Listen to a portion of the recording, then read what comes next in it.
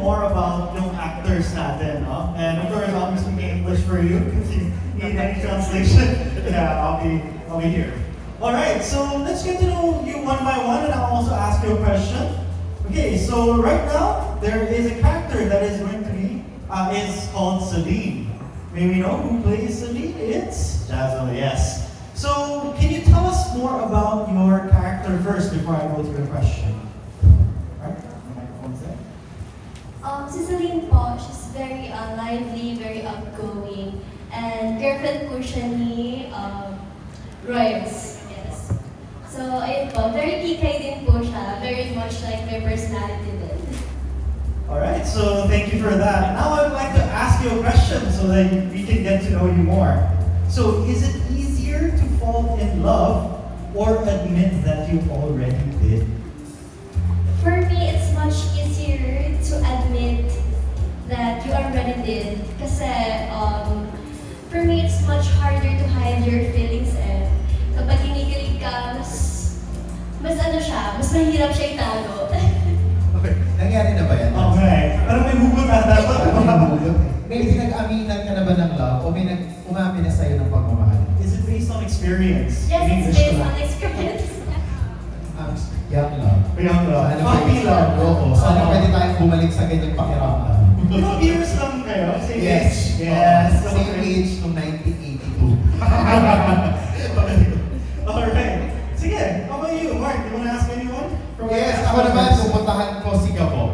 Ayan. Gabo, Hello po, good sige, afternoon. kwentuhan mo muna kami anong character mo dito sa season 2. So, I will be playing the role of Berna. So, siya yung college student na very flamboyant na bakla na arts inclined. So, very ano siya, as how I would see it, very talagang outgoing, very loud, pero at the same time, talagang tinututukan niya yung role niya sa kaibigan.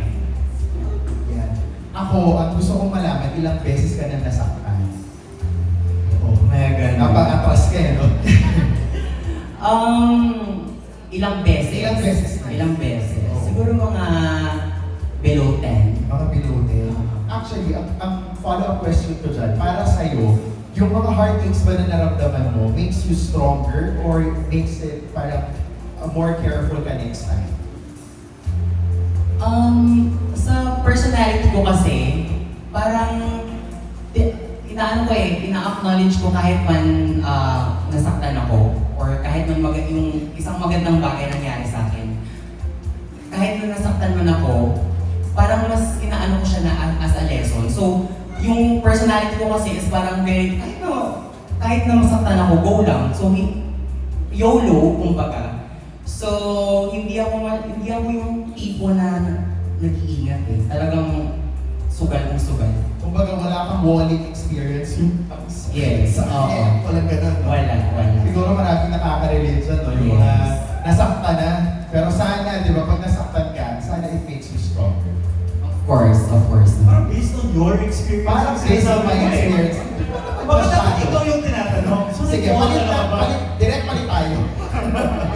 Go ahead, eh. Alright, so now let's go to the next one since malapit na si Caleb sa akin, no? Caleb, why don't you talk about your role?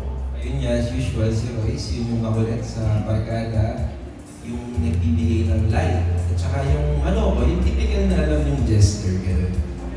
Typical gesture. So, is there any difference from the role that you played before? Nag-mature pa siya or Oo, any difference?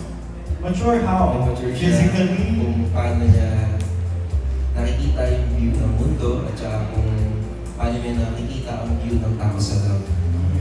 Okay, interesting. So, Gabo mentioned a while ago na, okay, you learn from these relationships and experiences, getting hurt and all these things, diba? So, I wanted to ask you, what's one thing you learn about yourself after masaktan ka or after getting hurt? Patay. Nabali nga sa Zoom eh. Nabali naging joke lang. In character, joke lang. Ayun, going back. Natutunan ko sa sarili ko, kapag nasasaktan ka pala, malalaman mo na mahal mo yung sarili mo. Kasi, kapag wala nagko-comfort sa'yo, i-comfort mo yung sarili mo eh. So, doon mo papakita na, okay, mahal mo nga yung sarili Tapos from there, kasi diba parang naniniwala ako, paano ka man ako mapipili ng love kung wala ka yung sa sarili mo mismo? If that makes sense. Yeah, I mean, yeah. Is that based on experience then? Ay, I think they. So you've never been hurt? So gawa-gawa mo lang yan. hindi, gawa-gawa lang. Ayaw niya lang umamin na na-hurt din siya before. Walang ganun. Bawal umamin. Oh, bawal umamin. Kulong ay huli pero hindi Oh, hindi kulong. kulong. Punta naman natin si Angelica. Angelica, sino naman si Ashley sa bagong series na to?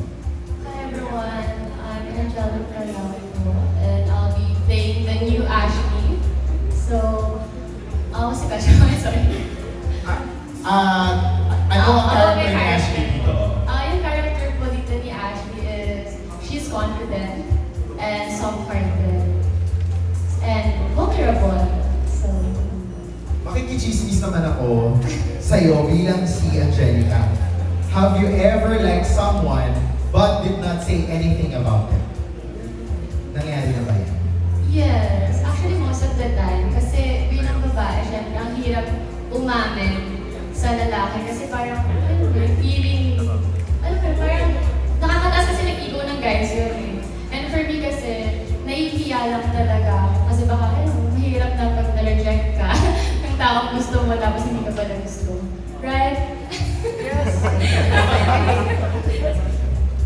Thank you, Angelica. Alright, now let's go on to Jake. Jake, why don't you tell us about your role in One? I'm Jake. Ako po yung si Tom dito. Ako po yung former ex ni Rev.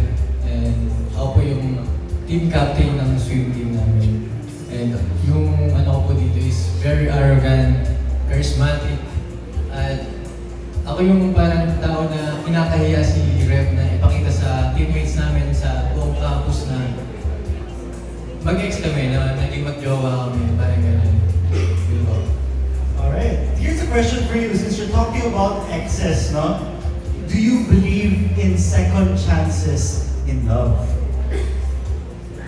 For me, it's depend on the situation. But balance, for me balance, if mapag-usapan nyo na maayos, kung magiging maayos yung pinag-usapan nyo, then why not?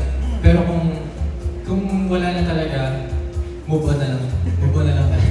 Wala na talaga move on. Kanya-kanya kasi talaga. Yeah. Pagkarapat dapat balikan, balikan. Pag hindi, tapakan. Grabe naman yung tapakan niya sa... Brutal. Puntahan naman natin si Raven. Raven. Woo! Hi po.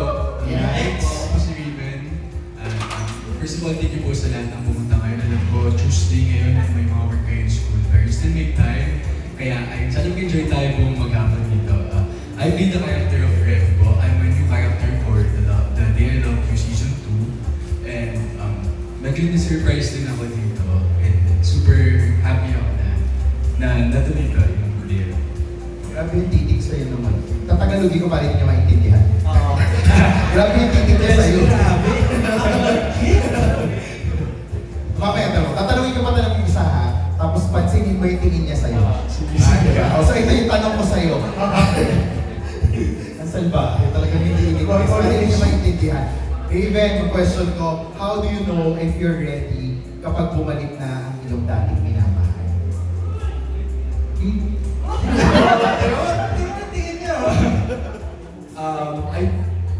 It applies to everyone naman.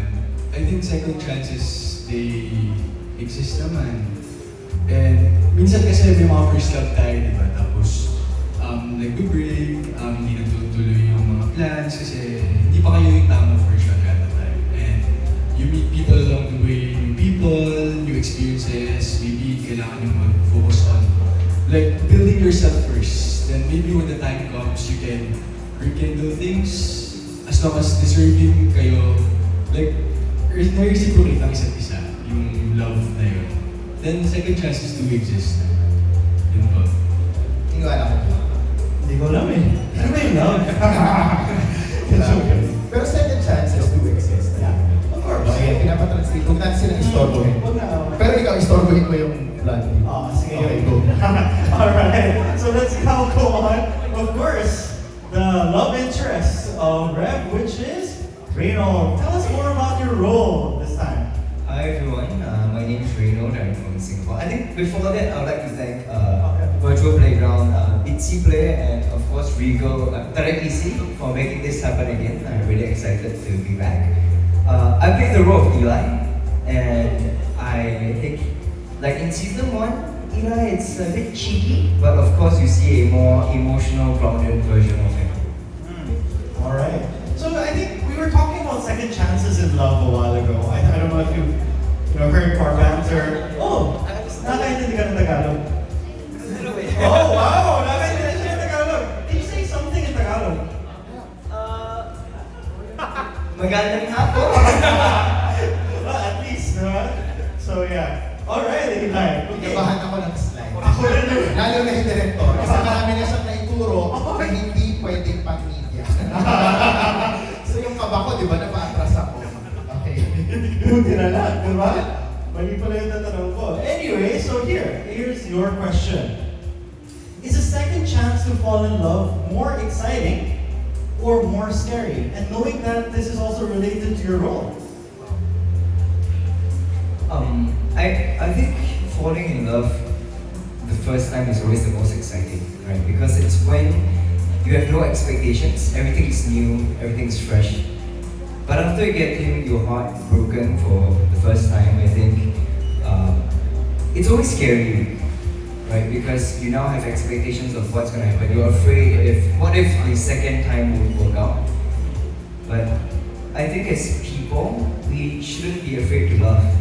Because being afraid to love, it would deny you of finding your happiness. Am I right? Yes. Wow. May pagpunso. Alis na tayo. Di ba nagsushoot yan? Oh, may nangyayari. Pag nawala po si Raven next week, alam niyo na kung